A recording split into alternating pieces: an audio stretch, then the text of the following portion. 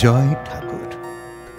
তিনি গুরু, যিনি অন্ধকার থেকে আলোয় আসার পথ দেখান।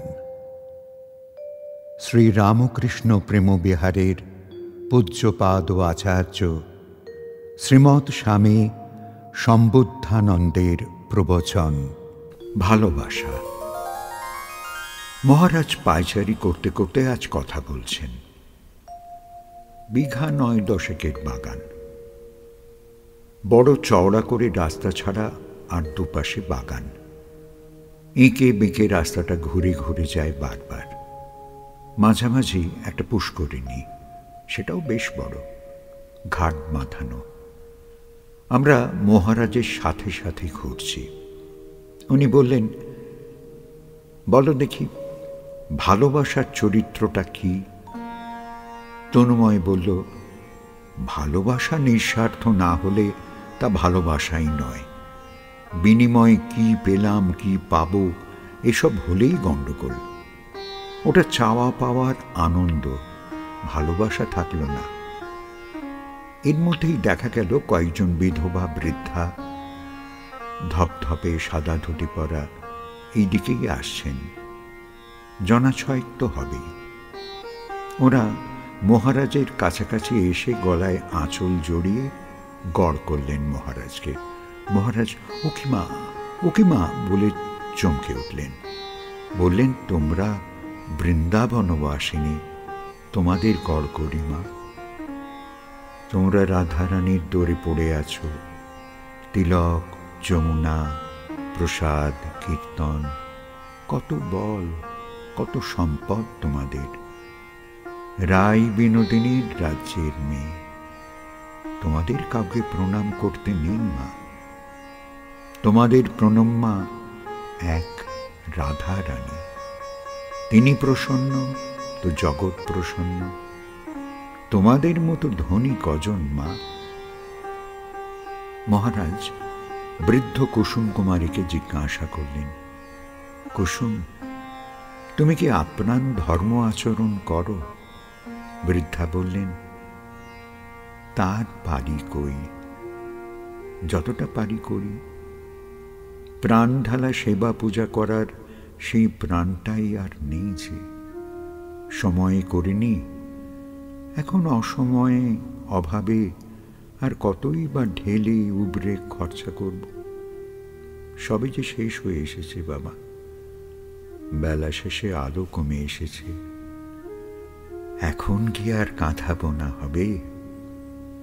মহারাজ বললেন, তবুও তার নামে বৈষ্ণবী হয়ে ব্রজধামে পড়ে থাকো, ভিক্ষে করে খাও, সপাক ভোজন করো, কীর্তন, নাম, প্রবচন এই নিয়ে তো থাকো শুনেছি। তাই জিজ্ঞাসা করলাম, কতটা পারো কুসুম? বৃদ্ধা বললেন, যে অবধি বহরে খাটো না পড়ে সেই অবধি চেষ্টা করি।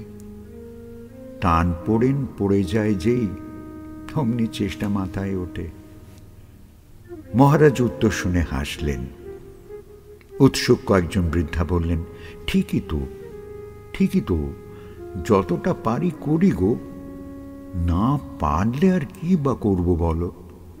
বিশ্বাসটাই যে এখন বড্ড খাটো পড়ে গেছে বাবা। মহারাজ বললেন, ঠিক তা নয়। যারা দেরিতে শুরু করলো তাদের তো একটু অসুবিধা হবেই, একটু তাড়াহুড়ো, সময়ের অভাব তো মনে হবেই। আর বিশ্বাসের বহর যে খাটো বলছো, ও কথাটা তেমন সত্য নয় মা। এই বয়সে নামের ঝুলি নিয়ে সংসার থেকে দূরে সরে ওই যে নাম, ভিক্ষে, অনুরাগ নিয়ে পড়ে আছো, ওই কি কম মা?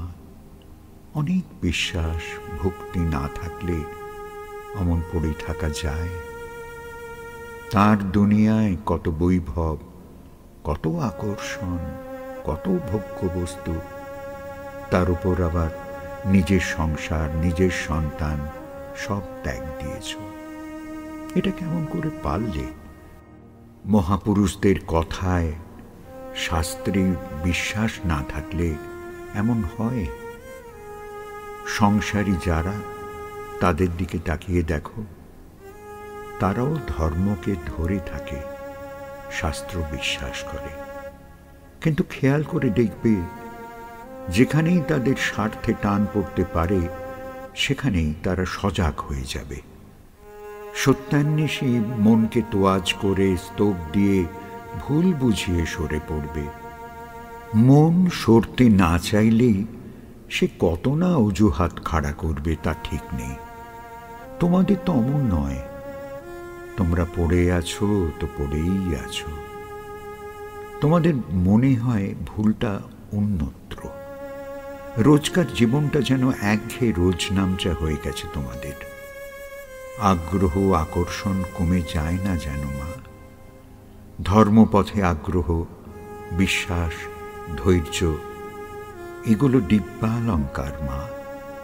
দেখা যায় না, অথচ রূপ, আনন্দ, শান্তি, ধন, মান সব বৃদ্ধি করে। চোরের ভয় নেই, চুরিরও ভয় নেই। ওই অলঙ্কার যে দেখা যায় না বাছা। তোমরা আমার কন্যা, দিনভাবে থাকো, দুঃখী হয়েও না মা। তোমরা কাম, ক্রোধ ইত্যাদি অমন ভয়ঙ্কর জানোয়ারকে ভয় পাও না দেখেছি। তবু কেমন করে পিপীলিকার মতো স্বার্থ বুদ্ধিকে ভয় পাও বলো তো? আসলে ওরা চুরি করে এক দানা, সময় হলে বোঝা যায় শেষ হয়ে গেছে অনেকটা। জানো কুসুম, সেই কবে সংসার ছেড়েছ? তা কম বেশি 22-23 বছর তো হলো।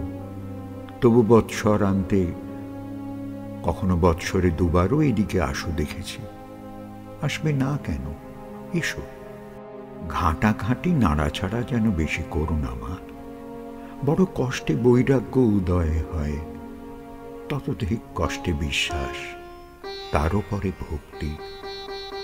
এসবের জন্যই তো এত সহ্য। তাহলে মাঝে মাঝে সংসারে এসে আবার নিজের বাঁধন বাড়ানো কেন? শোনো, তোমাদের একটা কথা বলি। আমরাও তো বনবাসী সাধু হইনি। মনকে কতদূর বাঁধতে পারছি তার পরীক্ষা দিতেই তো স্বেচ্ছায় সংসার মুখে করে বসে থাকা। তোমাদেরও তাই। কতটা নির্বিকার, নির্লিপ্ত হতে পারছ সেই পরীক্ষা দিতেই কিন্তু ফেরা। এটা সব সময়, প্রতিবারের ফেরার সময়ই মনকে পাখি পড়া শেখাতে শেখাতে আসবে। দেখো মা, চাখাচাখি, ঘাঁটাঘাঁটি যে একদম হয়নি এই কথা তো বলা যায় না। তারপরও আবার এদিক ওদিক কি চাই? হাটের সাজসজ্জা তো ভাঙতে শুরু করেছে মা। সময় থাকতে কেনাকাটি করেছ কিছু? যদি করে থাকো তো তা গুছিয়ে তুলেছ তো তোমার পুঁটুলিতে? দেখো মা, যা যেতে যেতে ঘরে ফিরতে ফিরতে পড়ে পড়ে শেষ হবে, অমন জিনিস কিনে লাভ কি? বরফ কিনে বাড়ি রওনা হলে বরফ বাড়ি অবধি গিয়ে কি থাকে? তোমার বাড়ি অনেক দূরে। এদেশে গরমও বেশি, গলে জল হয়ে যাবে। পয়সা খরচ করে জল নিও না। হাত ঠুনকো খেলনা, ও তো যেতে যেতেই ভেঙে বিকৃত হয়ে যাবে। ওর জন্য পয়সা খরচ করো না। জানো কুসুম, হাটে তেমন কিছু নেই। শুধু শুধু শ্রম পয়সা খরচ করো না। চুপ করে দাঁড়িয়ে দেখো মানুষ কেমন বোকার মতো গায়ে করে বরফ নিয়ে যাবে ভাবছে। গা অবশ হয়ে বরফ গলে সব ভিজে, এটা বিড়ম্বনাই হবে। ঘরে নিয়ে গিয়ে তোলার আগে ব্যামও আসতে পারে।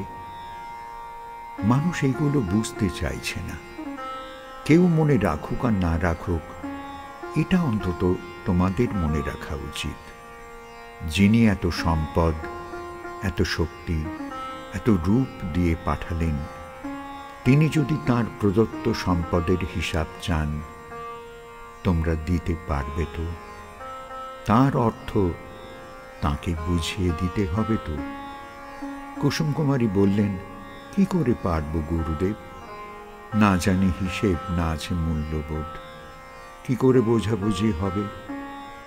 গুরুদেব বললেন, হাট উঠে যাওয়ার আগে এমন কিছু কিনে নাও যাতে ঘরে ফিরে ঘরের প্রয়োজন মেটে, নয়তো খেলনা আর মিথ্যে কি হয় মা?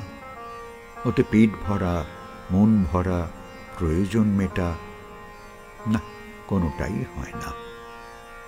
যিনি হাটে পাঠান তিনি আবার হিসেব বুঝেও নেন। ঠকলে না হিসেব বুঝে গুছিয়ে ফিরতে পারলে তাও দেখবে। জানিয়ে হাটে এলে সব খোয়া যায় না যেন। যিনি তোমায় পাঠিয়েছেন তার বিশ্বাস, আশা, নির্ভরতা রক্ষা করতে হবে তো, নইলে কি উনি আর বিশ্বাস করবেন? তোমরা না যে হাটে আসো সে তাঁরই হাট, যেসব জিনিস দেখো তাঁরই জিনিস, অর্থ যা এনেছ সেও তাঁর। তাহলে ভাবো এবার, তাকে কত ভালোবেসে তবে এসব ব্যবহার করা উচিত। তাঁর এই আহ্লাদের দুনিয়ায় তুমি তাঁর প্রেমে মত্ত হয়ে যাও মা। প্রকৃত প্রেমিককে তিনি কোনো হিসেব জিজ্ঞাসা করেন না। কুসুম বৃদ্ধা বললেন, আসল কথা কি গুরুদেব? সকালে তো রোজই বলি, মনে থাকে না। গুরু ব্রহ্মা, গুরু বিষ্ণু, গুরুদেব মহেশ্বর, এ শুধু কথার কথাই হয়ে থাকে। যদি হৃদয়ে ধারণ করতে পারতাম তবে কি এমনটা হতো? কথায় বিশ্বাস আছে, অথচ আচরণে ধৈর্য নেই। আপনারা আলাদা থাকের মানুষ, আপনাদের জীবনের কথা আলাদা। আমরা সাধারণ মনীষী, আমরা বড্ড অসহায়। কখন যে কি পরিস্থিতি এসে পড়ে কে জানে। গুরুদেব বললেন, ও কি কুসুম, এই তুমি কি কথা বললে? দুর্যোগ বোঝো? দুর্যোগ যে সময় জলে উদ্দাম উজানের ঢেউ আসে, সে সময় বাতাস শত হস্তির বল ধারণ করে। মেদিনী কম্পে কম্পে চিরচির করে ফেটে সরে যায়। তখন জলেই থাকো, স্থলেই থাকো, আর শূন্যেই থাকো, খড়কুটো গো খড়কুটো। কোথা থেকে কোথায় নিয়ে গিয়ে ফেলবে কেউ জানে না। মাটির নিচে যে কীট, তারও রক্ষা নেই। জীবনে এমন দুর্যোগের কি অভাব আছে বলো? তোমাদের জীবন আমার জীবন এক, তোমাদের শরীর আমার শরীর এক। কেন বৃথা আলাদা করে দিচ্ছ মা? যুদ্ধটা সবারই জীবন। এই যে ধরাধাম, এখানে সবাই ক্ষিপ্র। জল, বায়ু, অগ্নি, সময়, সব সব ততোধিক ক্ষিপ্র মন। তুমি যা ভোগ করো আমিও তাই ভোগ করি মা, শুধু ভালোবাসার তারতম্য। তুমি যাকে ভালোবাসো তার দোষ দেখো না, তার অত্যাচারকে আবদার বলো, তার আঘাতকে ভালোবাসা বলো, তাই না? ভগবানকে ভালোবাসো, তখন এসব প্রকৃতির ঝঞ্ঝাট মিটে যাবে মা। ভালোবাসায় সব বহন হয়, সহন করা যায় গো। তোমরা বৃন্দাবনী, তোমরাই তো প্রেম শিখাবে। বর্মার এক বৈষ্ণবের প্রবচনে শুনেছিলাম, ভালোবাসতে বাসতে মানুষ নিঃস্ব হয়ে প্রেমিক হয়ে যায়, তখনই প্রকৃত প্রেম। ভালোবাসার প্রাসাদের বার আঙিনাতেই হয়তো এবার রয়ে যাব মা। জন্মান্তরে হয়তো কখনো প্রেম হবে। ভালোবাসাটাই কঠিন, তার আবার প্রেম। ভালোবাসতে বাসতে সহ্যটা এত বড় হয়ে যায় যে চাহিদাগুলো অবান্তর, অক্ষম হয়ে যায়।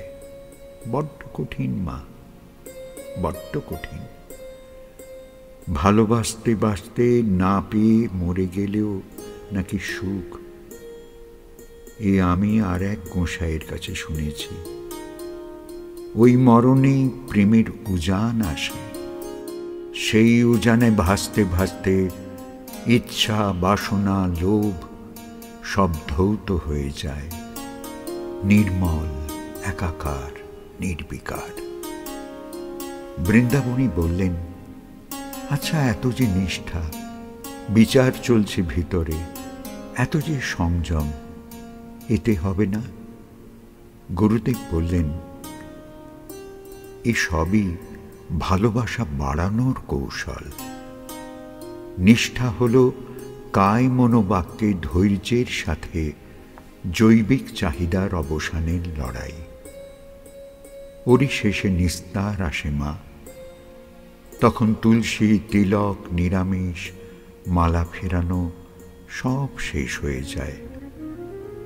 বাহ্যিক অন্তরের উদ্দীপন ঘটায়, অন্তর ভালোবাসার জন্ম দেয়। ভালোবাসায় পাক ধরে প্রেম হয়। বিশ্বাস চাই মা, বিশ্বাস চাই।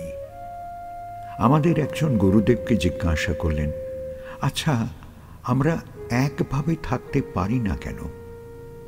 গুরুদেব বললেন, বারবার 12 রকমে মন দিয়েছ, তাই এক বিষয়ে বেশি অপেক্ষা করতে করতে এখন অস্বস্তি হচ্ছে। অনভ্যাসের অভ্যাসে পড়ে গেছো বাবা। ধীরে ধীরে ওঠো, তাড়াহুড়ো করলে পড়ে যাবে। আমরা সেদিন ভালোবাসার অপূর্ব এক পাঠ পেলাম। সংযম, নিষ্ঠা, ভালোবাসা, প্রেম সব যেন স্বচ্ছ হয়ে উঠল। বিরক্তি, অনীহা, একঘেয়েমির কারণগুলো পরিষ্কার হতে লাগল।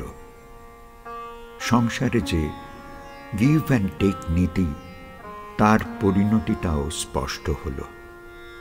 সবাই এক, সবই এক, তবু কেবল ভাবনা চিন্তার পার্থক্যেই আমরা আলাদা আলাদা হয়ে আছি।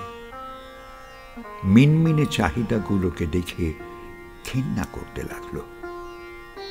ছোট হয়ে বাঁচাটা কিরকম পেয়ে বসেছিল, এটা ভেবে নিজেকে দুর্বল বোধ হলো। তবু মুহূর্তে বুঝতে পারলাম, সম্যক উপলব্ধি না থাকলে আতান্তরে পড়তেই হয়। আর এই পরিত্রাণের জন্য চাই পথপ্রদর্শক।